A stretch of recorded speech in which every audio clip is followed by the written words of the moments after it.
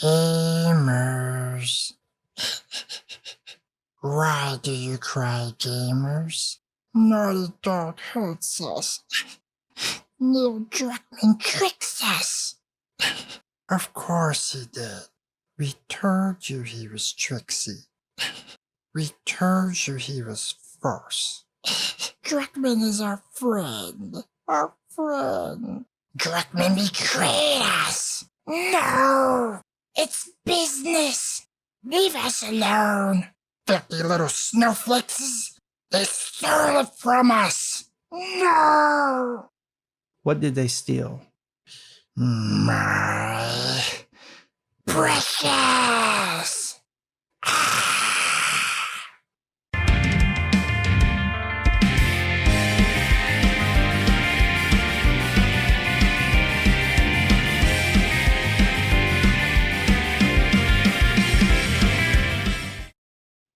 I'm going to assume you know about the game, so I'm just going to talk, and if you don't want to hear what happens in the game, now's the time to bounce. I decided to wait until the weekend to let the fallout from The Last of Us 2 happen because I wanted to see just how bad it would get. Well, it's this bad. People pretty much don't like this game, which is what I said when the leaks got out.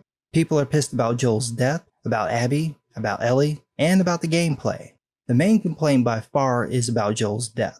Not just that he died, but how he died, and how Naughty Dog tricked people into thinking he played a bigger role in the game than he did. They did this with this trailer, where they used the older Joel model in the trailer, but in the game it was either a younger Joel or another character entirely. That's deceptive to the core, and it's a really shitty way to sell a game. The defense for this is that Joel appears in the flashbacks, but that's not really the same thing, especially since there's no resolution to Joel and Ellie's story. One of the things storytellers need to realize is that reality kind of sucks. Sometimes the real story is better than anything you can make up, but sometimes you need to dramatize it. Take Alan Turing's story. In The Imitation Game, the biopic written about him, he learned that his friend Christopher dies from bovine tuberculosis. They become very close, but he doesn't want anyone to know he's gay. So when the housemaster coldly tells him about Christopher's death, Alan denies being friends with him. The scene is well written and beautifully acted. The kid playing young Alan has a job of pretending to pretend not to be heartbroken. He does a fantastic job of it, and that serves the purpose of showing how cruel it is to make someone have to hide their sexuality to the point of denying a friendship that meant so much to them. The only problem is, that's not what really happened. In real life, everyone knew Alan and Christopher were friends. Everyone knew Christopher had this illness. The school announced his death to all the students, not just to Alan alone, and it was a heartwarming and caring statement. That could have worked on film, but the first one is better because it's more intimate. You build to it. You live it. You hurt as much as Alan hurts. You want Alan to have some happiness, and that's because at the end of the film, an adult Alan is discovered to be gay and is forced to take medication to stop his sex drive, and he ends up committing suicide. The movie version serves a fulfilling narrative purpose, and that's really key. The audience needs to feel fulfilled in a beloved character's death. You can kill side characters all you want, but a main character requires some attention and care. Look at the Red Wedding from Game of Thrones. It's just as sudden and random and cruel and violent as Joel's death, but it's handled in a way in the book and the show that feels narratively right, even though it feels emotionally wrong. You're devastated by what happens, and you want revenge, but it doesn't come off as cheap or a plot device. It feels like this would really happen in that world, and the cruelty and the senselessness of it is what makes it so terrible. But it doesn't feel contrived. Joel's death, based on what most people are saying, feels totally contrived, done purely for shock value and given no real resolution. It's made worse by a character who looks like Neil Druckmann spitting on Joel's body, and then made even worse by forcing the gamer to play as Joel's killer, Abby, immediately after the scene so you can understand why she did it, as if that would ever happen. This is why people hate Abby. You're being forced to play as someone you despise, and even being forced to fight Ellie and beat Ellie, and then when you play as Ellie trying to get her revenge, Ellie lets Abby go.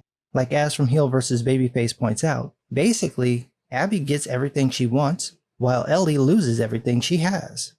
This works as a story. If it's a novel, comic, movie, show, play, it's perfectly fine.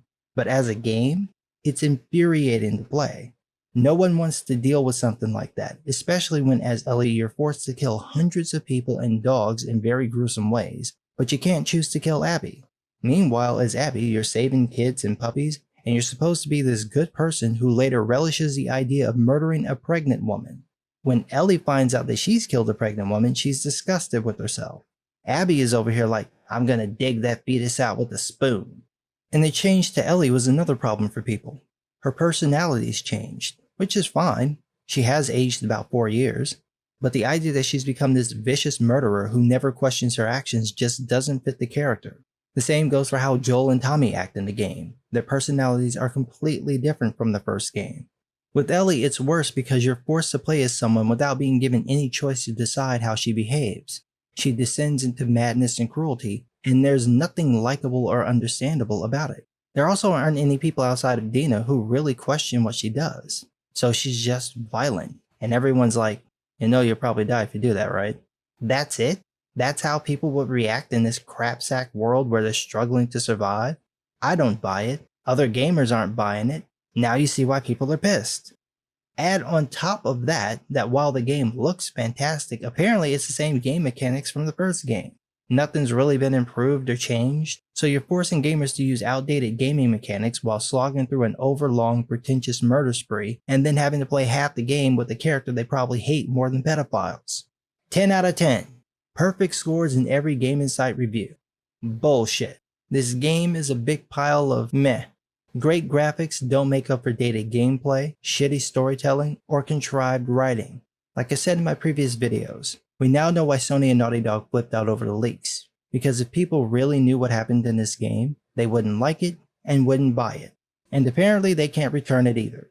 There are some stores basically saying they're not taking any refunds. Whether this is only for this shit show or all games is unclear, but still. When your game is so bad, stores are like, nah, I don't want it back. That's a problem. But what do I know? I'm just some guy.